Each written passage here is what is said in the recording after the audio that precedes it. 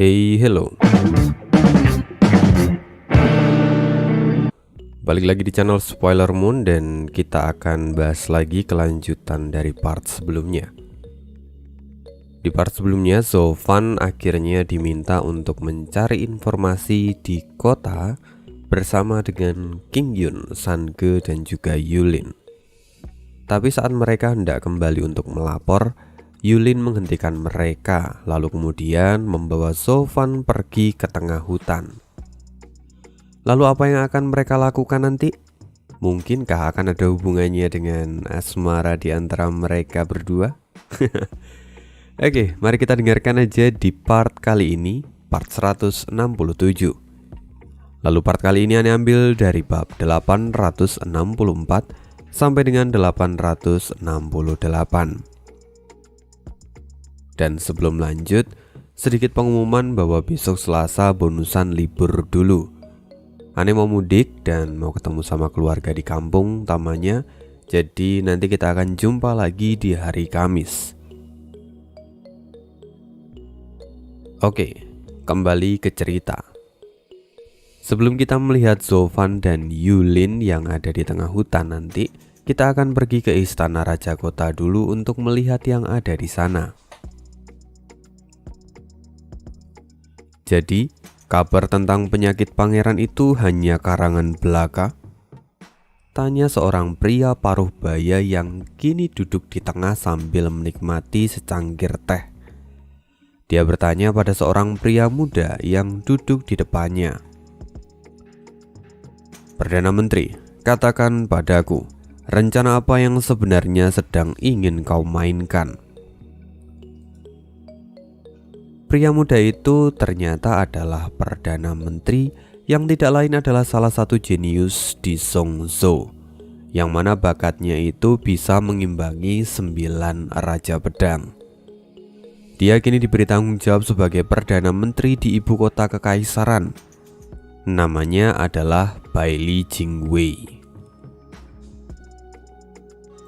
Sebelumnya, Baili Jingwei itu tinggal di ibu kota kekaisaran. Dia telah melakukan perjalanan ribuan mil untuk pergi ke kota Feiyun. Lalu begitu dia sampai, dia langsung menyebarkan sayembara tentang pengobatan untuk putra mahkota. Kini Baili Jingwei tersenyum dan kemudian dia berkata, "Sebelum saya menjawab pertanyaan Anda, saya ingin memastikan sesuatu. Sekitar 2 bulan yang lalu, sebuah kejadian besar terjadi di dalam istana Anda. Sampai-sampai itu membuat Anda marah dan kemudian membantai ratusan ahli dalam satu malam. Jika kejadian sebesar itu terjadi, lantas kenapa Anda masih tidak melapor ke ibu kota kekaisaran?" Perdana Menteri melihat pria paruh baya yang tidak lain adalah salah satu dari 9 Raja Pedang di Zhongzhou. Dia adalah pemilik dari istana Feiyun, mantan master nomor 1 di Dongzhou, dan namanya adalah Sangguan Feiyun. Kini Sangguan Feiyun tampak kesal dan kemudian dia berkata dengan ketus, "Beberapa pencuri mencoba masuk ke istanaku dan ingin mengambil barang berhargaku.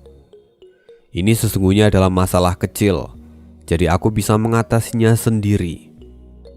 Jika hanya karena masalah pencurian saja aku sampai melapor ke ibu kota kekaisaran, bukankah itu sama saja dengan mencoreng wajahku sendiri?" Lalu Sangguan Feiyun melirik ke sebelah kanan dan kemudian dia berkata, "Jika setiap masalah dilaporkan ke ibu kota kekaisaran, bukankah itu akan merusak nama dari 9 Raja Pedang? Bukankah begitu, saudara Dan?" Oh, pria yang sedari tadi asik minum sampai terkejut ketika pertanyaan itu tiba-tiba diarahkan padanya. Dia kemudian menurunkan kendi dan perlahan sosok yang familiar terlihat di sana. Andai saja Sofan ada di sana, dia pun pasti akan sangat terkejut karena orang ini tidak lain adalah Dan King Seng. Lalu dengan sedikit cegukan, Dang Qingseng berkata, "Saudara Fei Yun, masalah ini adalah urusanmu dengan Perdana Menteri. Itu tidak ada hubungannya dengan orang tua ini. Aku di sini hanya bertugas untuk mengawal Perdana Menteri dan memastikan dia bisa kembali ke ibu kota dengan selamat." Terima kasih Tuan Dan. Berkat Anda perjalanan saya menjadi sangat lancar tanpa ada kendala sedikit pun, kata Perdana Menteri sambil membungkukkan badannya. Lalu dia kembali menghadap Sangguan Fei Yun dan berkata, "Raja Pedang Fei Yun, tidak perlu menutupi apapun dariku. Jika memang sekelompok pencuri itu adalah orang biasa, tidak mungkin istanamu menjadi seramai ini. Penjagaan di tempat ini sangatlah ketat, dan itu artinya masalah ini bukanlah masalah yang sepele." Mendengar itu, Raja Fei Yun tampak gemetar sesaat.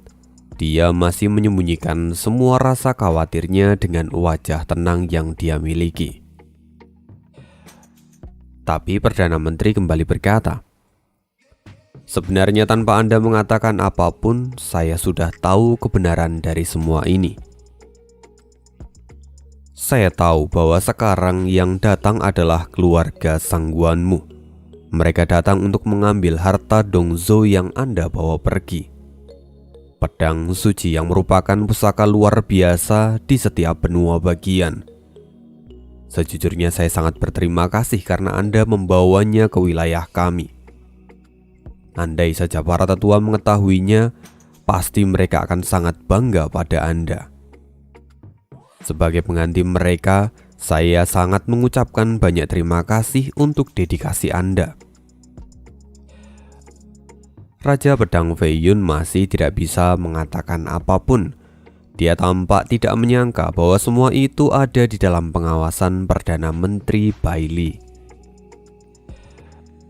Sedangkan Perdana Menteri terus bicara, "Sayang sekali, para tetua sekarang sedang dalam pengasingan. Jika tidak, mereka pun pasti akan sangat tertarik dan datang kemari untuk melihat pedang itu. Tapi jika dalam periode ini pedang itu berhasil dicuri, maka para tetua pasti akan sangat marah pada Anda." Perdana Menteri, "Apa kau bermaksud menekanku dengan membawa saudara Dan kemari?" potong Raja Fei Yun tiba-tiba. Tetapi Perdana Menteri menggelengkan kepalanya dan dia menghela nafas panjang lalu berkata, "Raja Pedang Fei Yun, Anda adalah kebanggaan dari para orang tua. Peringkat Anda setara dengan keluarga kekaisaran. Jadi saya tidak mungkin berani melakukan hal itu. Di sini saya hanya mengatakan fakta yang ada. Dan jika pedang itu sampai diambil dari Anda, para leluhur pasti akan sangat marah. Itu adalah sebuah bentuk kekhawatiran dari saya. Karena itu juga, sebelum saya berangkat, saya telah meminta kerjasama dari putra mahkota untuk melakukan sedikit sandiwara. Sekarang beliau berada di istana dan dikatakan sedang dalam cedera serius. Karena itu, berita segera menyebar ke seluruh Zhongzhou. Semua itu bertujuan untuk memusnahkan para pencuri yang sekarang masih bersembunyi. Lalu dengan begitu, pedang suci akan tetap aman di pihak kita." Raja Fei Yun melihat Perdana Menteri dengan wajah serius, lalu perlahan kemarahan di wajahnya pun mulai menghilang. Raja Pedang Fei Yun kemudian bertanya, "Tapi memangnya apa gunanya menyebar berita itu? Lagi pula mereka bukanlah orang bodoh yang akan dengan mudah tertipu." Raja Pedang tidak perlu khawatir. Saya sudah memperhitungkan semuanya. Dan saat penyaringan para ahli nanti dilangsungkan, para pencuri itu akan tertangkap, kata Perdana Menteri dengan penuh rasa percaya diri. Raja Pedang Fei Yun masih melihatnya dengan wajah serius dan menunggu penjelasan berikutnya. Dan benar saja Perdana Menteri kemudian berkata, Alasan seseorang membuat kesalahan itu bukan karena mereka bodoh, tapi karena mereka tidak bisa menahan keserakahan mereka. Mereka pasti akan mengambil umpan yang telah saya siapkan ini, karena sebelumnya mereka telah menyerang secara langsung dan berakhir gagal. Di kesempatan kedua nanti, mereka tidak akan langsung menyerang dengan gegabah. Mereka akan mencari celah untuk melakukan serangan itu dengan lebih baik. Dan celah itu ada di dalam sayembara ini. Dengan begitu mereka akan masuk ke dalam perangkap ini, dan kita akan memukuli anjing-anjing itu. Mereka tidak akan bisa melarikan diri, dan setelahnya setengah kekuatan dari Dongso akan benar-benar hilang. Dengan begitu, peluang kita untuk mengambil alih Dongso di masa depan akan jauh lebih besar lagi. Mendengar semua itu, Raja Pedang Feiyun pun akhirnya tertawa lepas. Ternyata itu adalah niat dari Perdana Menteri. Anda tidak hanya ingin mengamankan pedang suci, tapi juga Anda ingin menyusun strategi untuk perang besar dengan Dongso di masa depan. Ya begitulah, bagaimanapun saya harus mengatakannya bahwa keserakahan adalah sifat dasar manusia. Jika saya bisa membunuh 2 burung dengan melempar 1 batu, maka saya akan melakukannya dengan senang hati.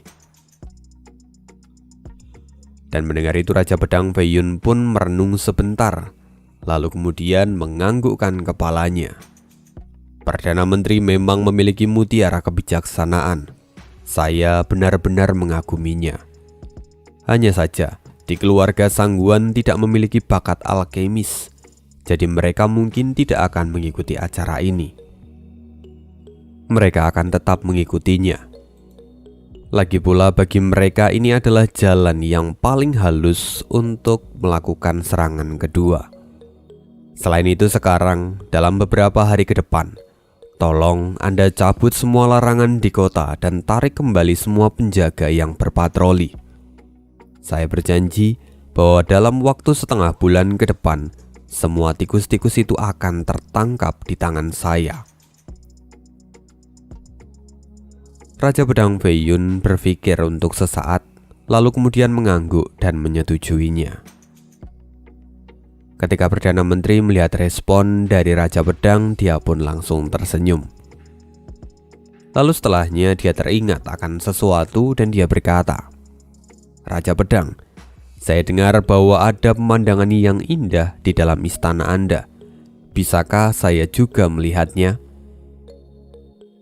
Perdana Menteri terlalu sopan. "Akan kuminta pelayan untuk menemani Anda untuk pergi melihatnya," kata Raja Pedang dengan santai.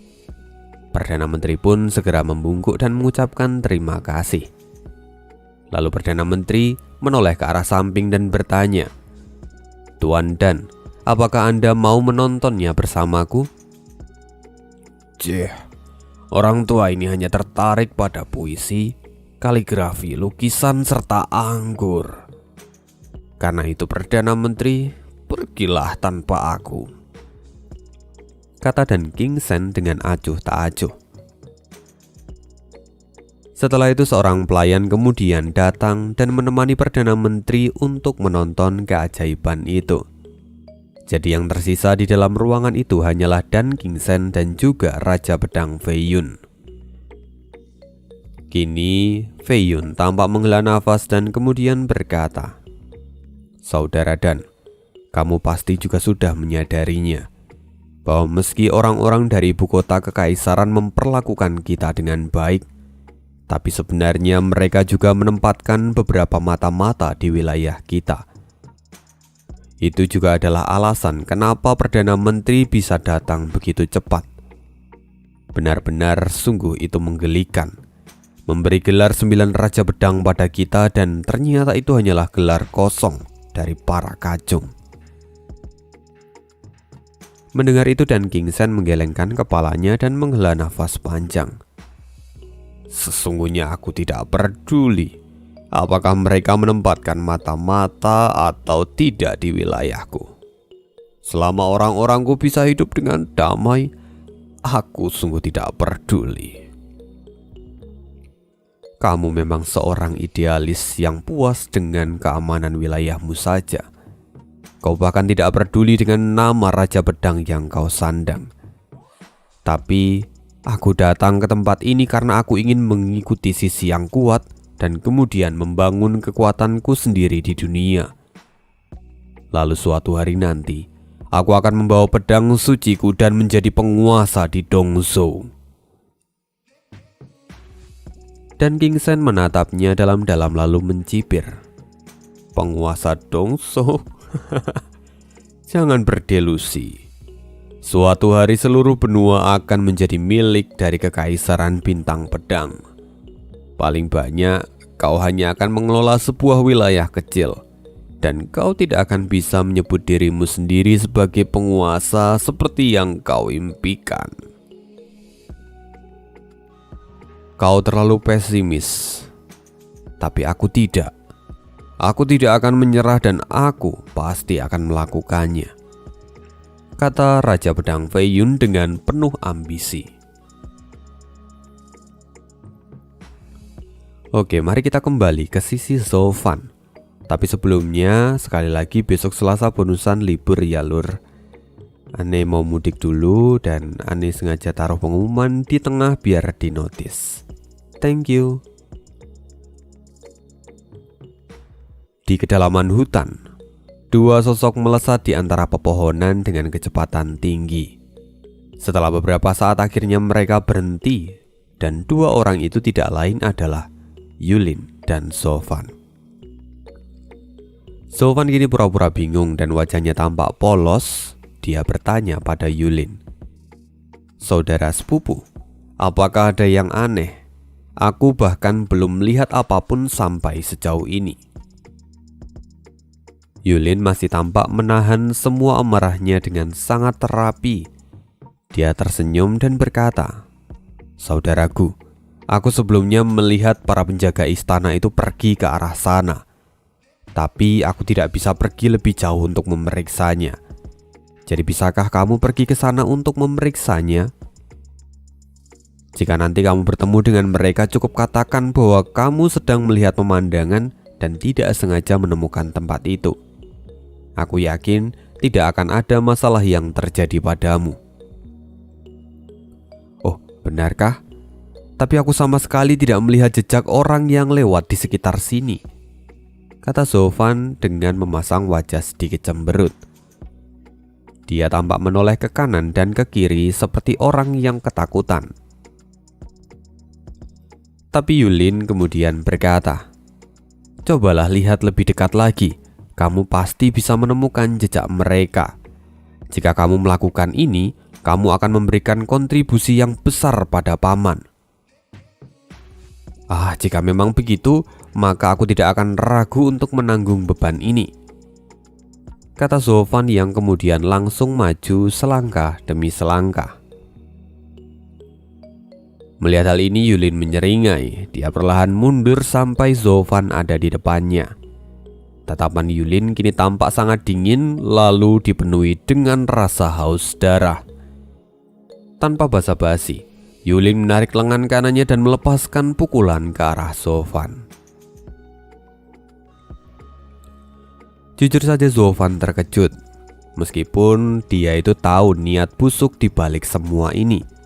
Tapi dia tidak menyangka bahwa anak ini akan berani menyerangnya secara terbuka. Dia seolah tidak takut menanggung konsekuensi dari masalah ini.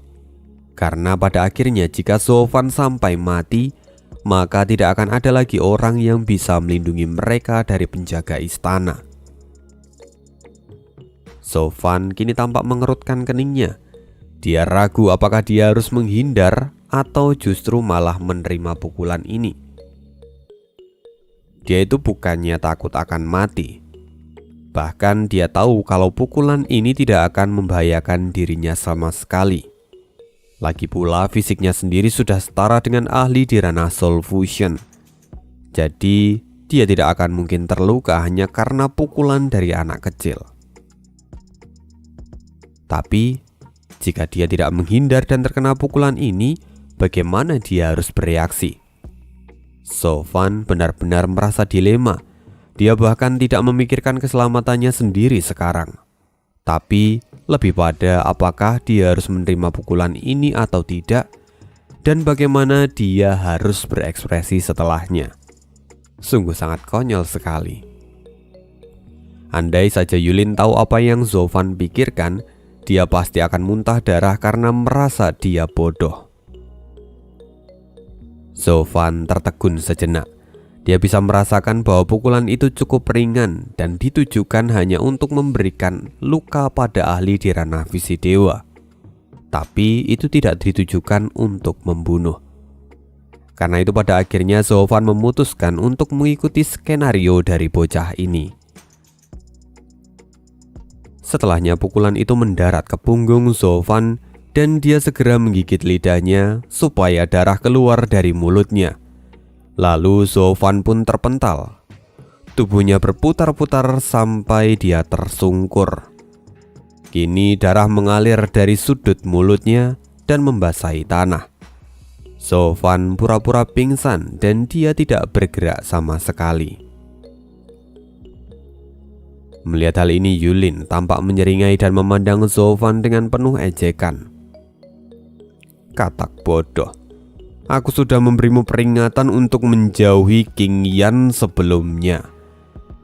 Tapi kau tidak juga mengikuti perkataanku. Karena itu sekarang, jangan salahkan aku jika aku bersikap kejam. Setelah mengatakan itu, Yulin mendekati Sofan. Gu Yifan, jangan pikir karena kau sekarang adalah tirai dari keluarga sangguanku, maka aku tidak berani menyentuhmu. Sekarang kau telah terkena pukulanku, dan setelahnya meridianmu juga akan terluka. Lalu secara bertahap, kultivasimu akan terus menurun dan setelah 1 bulan kau akan mati. Jadi jangan pikir kau akan bisa bersenang-senang meski kau sudah memasuki keluarga sangguanku. Hahaha. Bukankah hari ini sangguan Fei Xiong tahu kalau kalian pergi bersama? Lalu bagaimana kau akan memberi alibi ketika kau kembali? Sebuah suara berat tiba-tiba keluar entah dari mana. Yulin mendengar itu tapi tidak terlalu peduli dari mana suara itu berasal. Dia kemudian menjawabnya dengan santai. Itu adalah masalah sepele. Lagi pula kami kemari karena mengejar penjaga istana. Aku hanya harus mengatakan bahwa kami disergap kemudian kami jatuh dalam pertarungan sengit. Sampai akhirnya anak ini pun menerima luka yang serius. Tunggu, siapa kau? Akhirnya Yulin menyadari bahwa suara itu sangat asing di telinganya. Nah, melihat pemikiranmu yang buruk dan kejam, aku sangat menyukainya. Itu benar-benar cocok dengan gaya iblisku. Jadi bagaimana jika kau meninggalkan keluarga sangguanmu dan menjadi muridku? Setelah itu, bayangan hitam keluar dari tanah dan langsung membungkus seluruh tubuh Yulin. Jiwa domain? Mata Yulin memadat. Dia cukup terkejut kali ini. Tapi bagi ahli di ranah Soul Fusion, jiwa domain itu bukanlah masalah besar. Jadi setelah keterkejutan itu, dia bisa mendapatkan kembali ketenangannya dengan sangat cepat. Lalu Yulin berkata, bahkan jika kau menggunakan jiwa domain itu tidak akan ada gunanya padaku. Aku bisa menghancurkan domainmu hanya dengan 1 pukulan. Segera Yulin membentuk segel dan mengeluarkan sebuah pukulan. Tapi tidak ada apapun yang terjadi. Seolah semua energinya hilang dan dia tidak bisa menggunakannya. Apa ini? Apa ini? Anak kecil, dunia ini begitu luas dan ada segala macam keajaiban di dalamnya. Bahkan jika kau adalah ahli di ranah Soul Fusion, kau belum tentu bisa mengalahkan ahli di ranah virtual. Jadi jangan terlalu sombong. Kata suara itu yang langsung membuat hati Yulin terbenam begitu dalam. Ini belum pernah terjadi sebelumnya. Bagaimana bisa ahli di ranah Soul Fusion terjebak di dalam domain dari ahli di ranah virtual dan dia tidak bisa keluar? Itu sungguh tidak masuk akal, dan Yulin kini menjadi semakin cemas. Di sisi lain, Sofan yang adalah dalang di balik semua ini tampak menyeringai. Lalu dia kembali merendahkan suaranya dan berkata, "Anak kecil, aku suka melihat gayamu karena kau kejam dan perilakumu juga licik. Karena itu, hari ini juga, jika kau mau bersujud maka aku akan mengangkatmu sebagai muridku." "Murid? Apakah kau sudah gila? Tidakkah kau tahu siapa aku? Aku adalah Sangguan Yulin, jenius pertama di keluarga Sangguan, keluarga pertama di Dongzhou. Dan apa kau pikir aku sudah gila sampai aku mau menjadi muridmu?" Cih, anak kecil yang arogan. Aku tahu semua tentangmu. Bahkan jika sekarang semua tetua dan bahkan patriark keluargamu datang padaku, aku sama sekali tidak takut. Jadi jika aku memintamu untuk bersujud, lebih baik kau bersujud. Sofan tampak menyeringai dan kemudian membentuk segel di tangannya. Segera ekor naga merah menampar wajah Yulin. Pukulan itu sangat keras sampai pipi Yulin terlihat merah.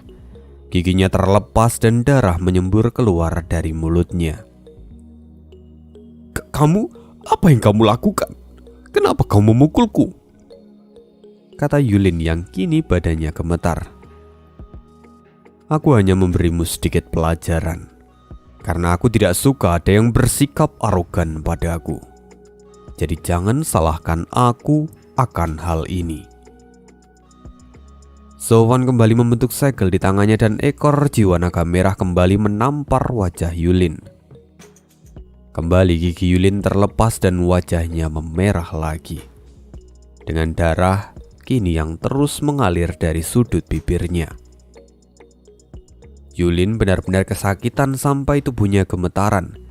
Dia menjadi semakin ketakutan dan buru-buru berkata, "Senior, terima kasih atas pelajaran yang Anda berikan. Tapi junior ini masihlah anggota dari keluarga Sangguan. Tidak, Bang." Sebelum Yulin menyelesaikan kata-katanya, naga merah kembali menyabetkan ekornya. Lalu suara tawa kembali keluar. "Berhenti bicara omong kosong. Aku bersedia menerimamu sebagai murid. Itu adalah sebuah kehormatan untukmu. Tapi kau masih saja bersikap arogan dengan membawa nama keluargamu. Sepertinya kau perlu diberi pelajaran supaya memahami posisimu." Bang, bang, bang, bang, bang, tut. Pukulan berturut-turut menghujani tubuh Yulin, mulai dari wajah bahkan sampai ke perut dan juga kakinya. Dia benar-benar kesakitan, bahkan sampai dia ingin menangis rasanya. Tapi meski begitu, bagaimana dia bisa menjadi murid dari orang ini? Dia adalah murid nomor 1 di keluarga Sangguan.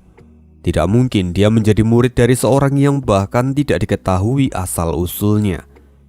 Belum lagi fakta kalau orang ini sepertinya berasal dari sekte jalan iblis. Itu akan semakin membuatnya tidak mungkin untuk mengikuti orang ini. Tapi sekarang, memang apalagi yang bisa dia lakukan? Dia terperangkap. Bahkan dia tidak bisa menggunakan kekuatannya sama sekali. Jika dia terus dipukuli seperti ini, maka dia hanya akan mati konyol setelah beberapa waktu. Yulin kini menjadi semakin frustasi lalu dia berteriak, "Tunggu senior, tolong berhenti. Saya akan memberikan apapun yang saya miliki, tapi tolong biarkan saya pergi." "Tidak, aku sama sekali tidak tertarik. Aku hanya ingin menjadikanmu sebagai muridku. Jika kau tidak mau menurutiku, aku lebih suka melihatmu dipukuli sampai mati, kata Sofan. Dia tertawa begitu puas. Yulin sama sekali tidak berdaya. Wajahnya yang tampan kini benar-benar telah hancur babak belur.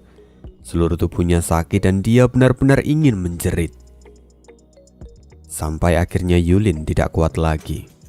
Baiklah senior, jika Anda memang ingin saya, maka saya tidak akan berani menolaknya. Bang, bang, bang. Jiwa naga merah masih terus mengibaskan ekornya dan memukuli Yulin. Dia seperti tidak mendengar apa yang Yulin katakan. Tunggu senior, saya sudah menyerah. Kenapa Anda masih memukuli saya? Teriak Yulin dengan penuh kesakitan. Apa katamu?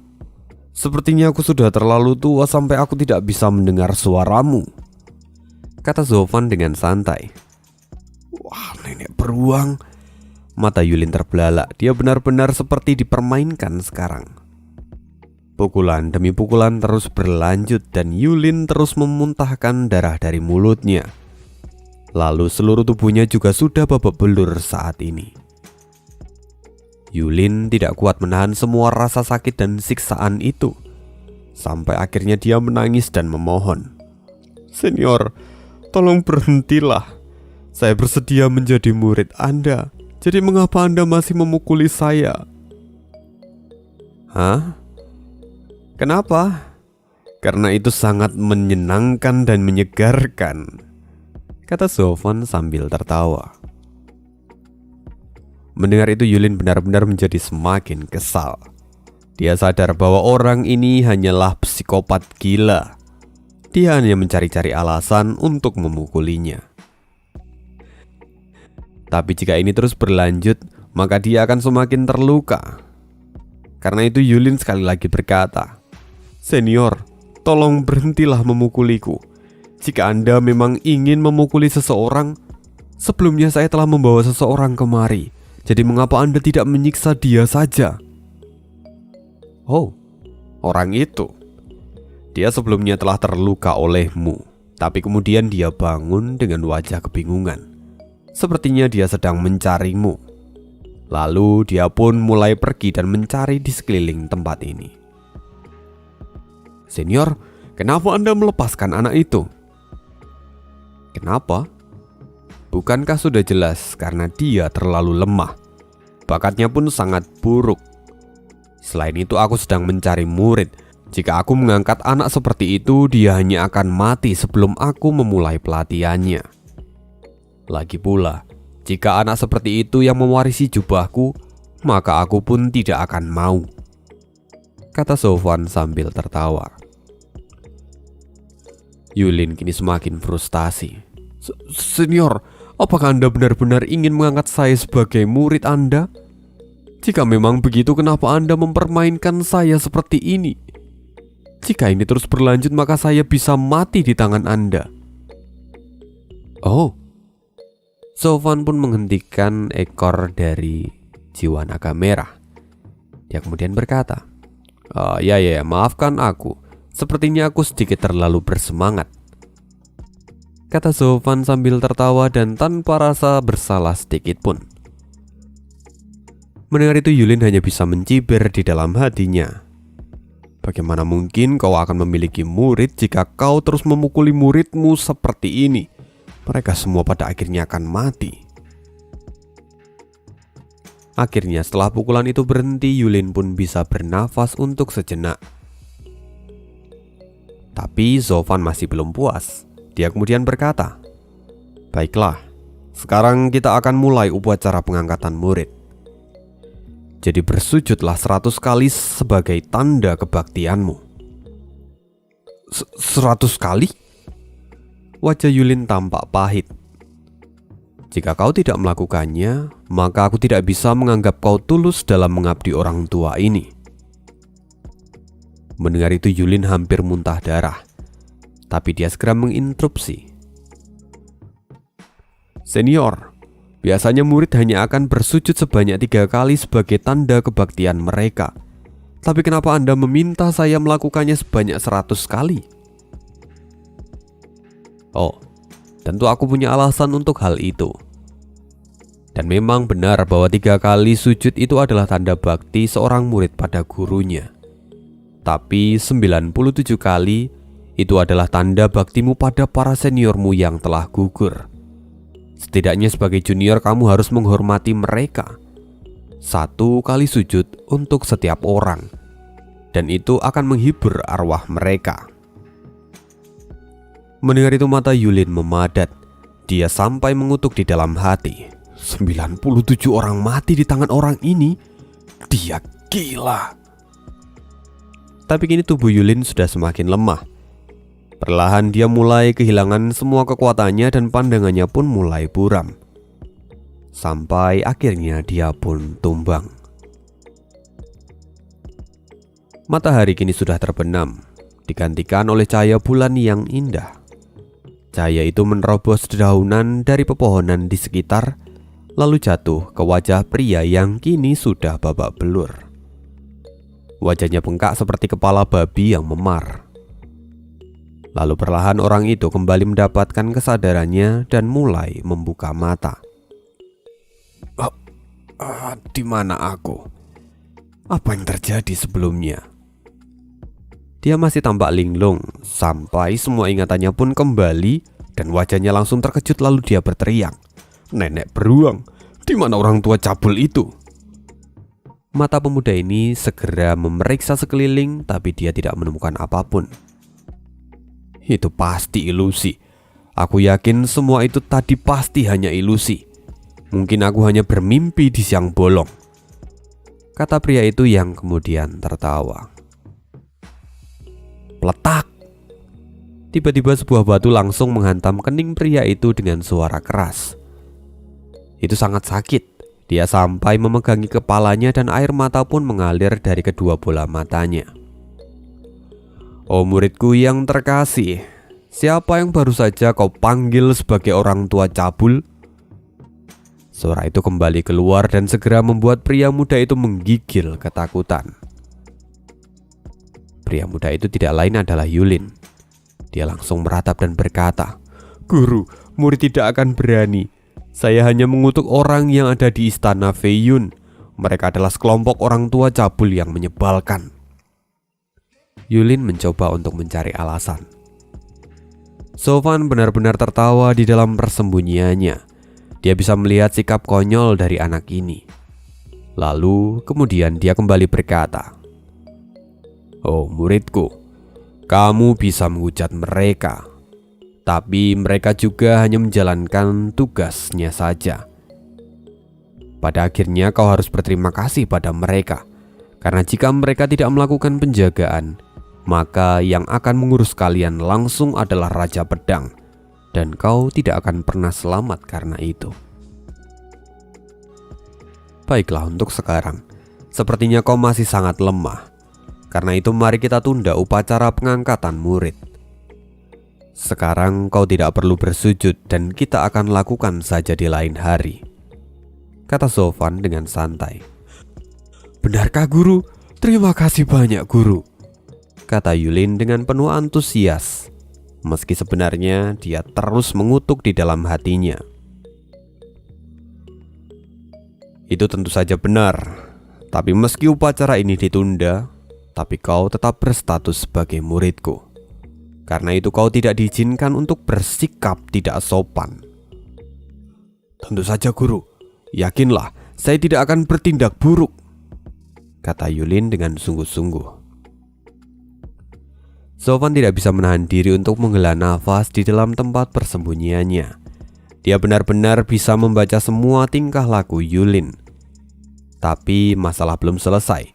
Dia harus melanjutkannya. "Muridku, aku tidak mudah untuk dibodohi. Karena itu kau tidak akan bisa berbohong ataupun berkhianat padaku di masa depan. Sekarang bukalah bajumu."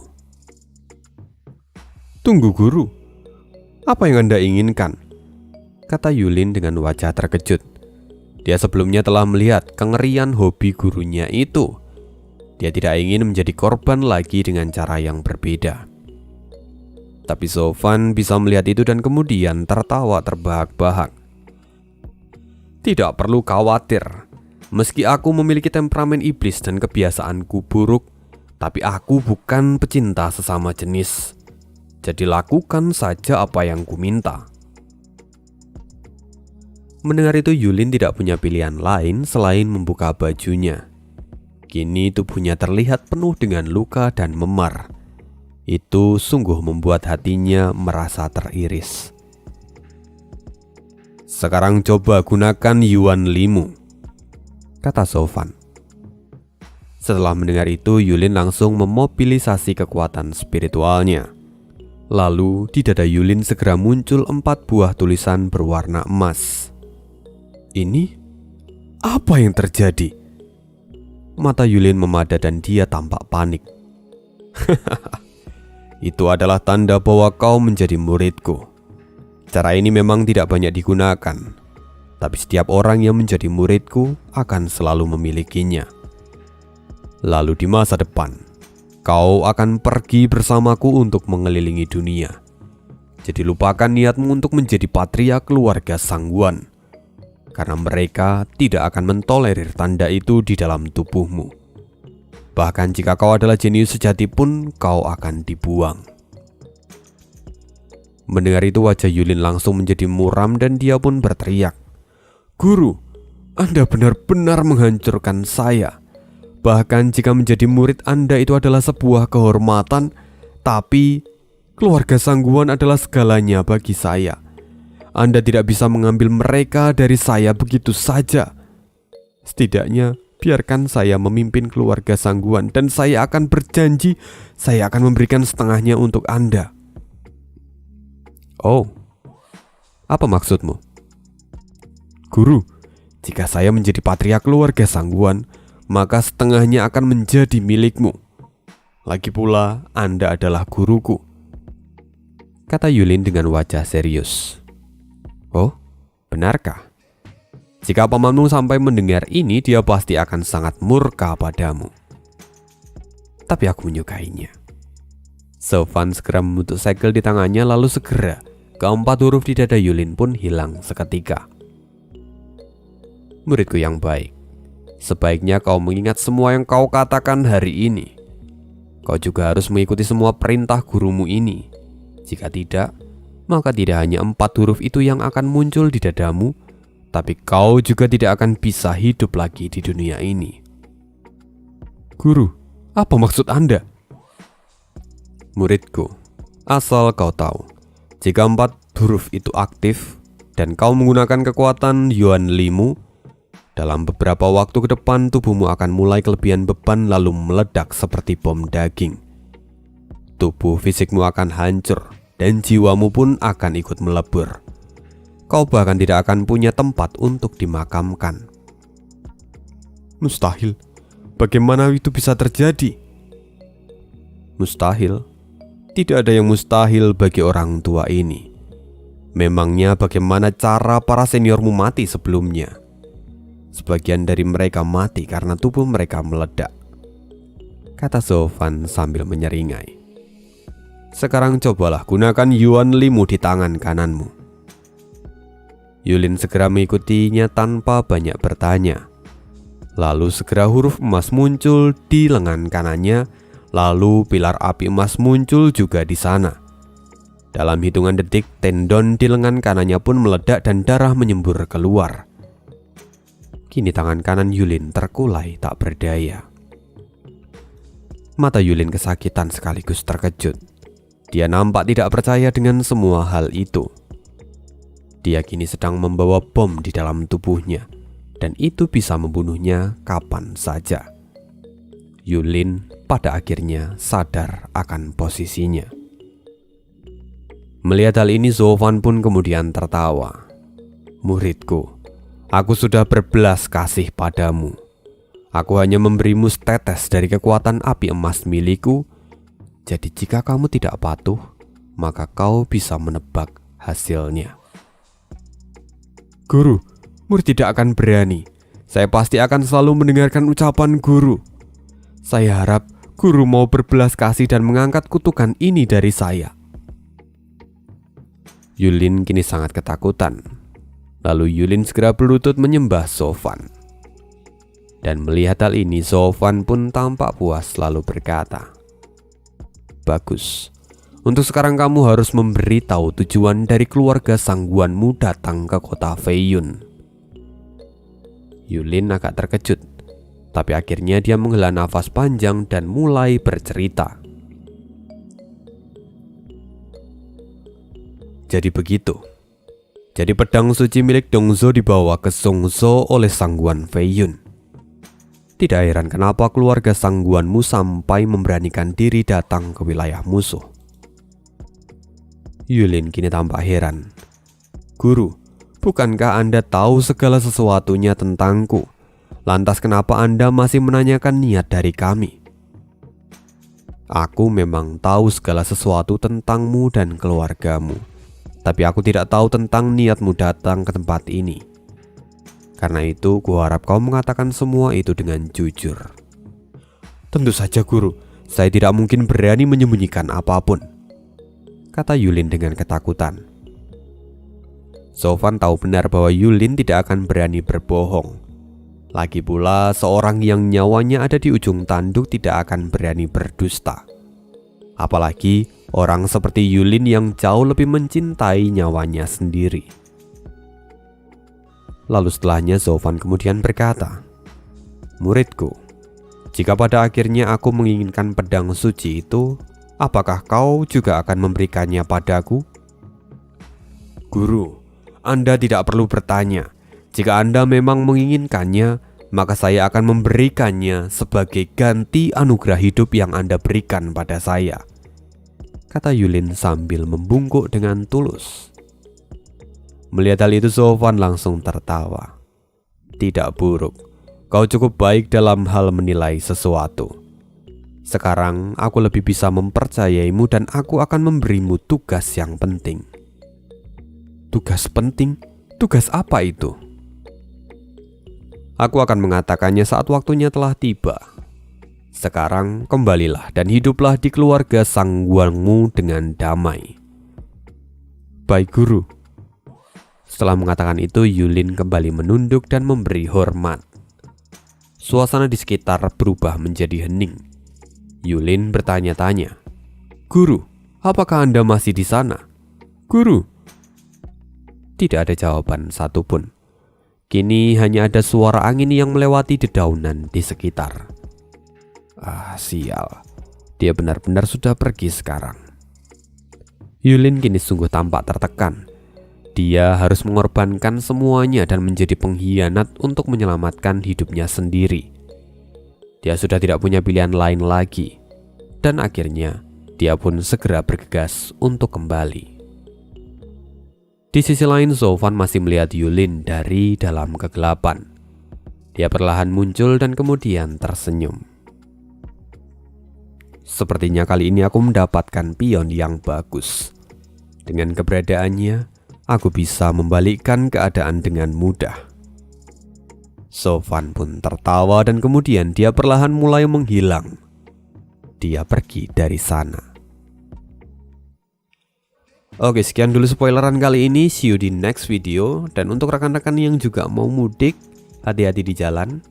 Semoga sampai rumah dengan selamat dan bisa bertemu dengan saudara yang terkasih. Salam untuk semuanya, dan untuk yang nggak pulang, yang harus tetap stay di kota katakan atau di tempat rantau, tetap jaga kesehatan, dan semoga semua berkah tetap datang ke kita. Thank you, see you again, dan bye.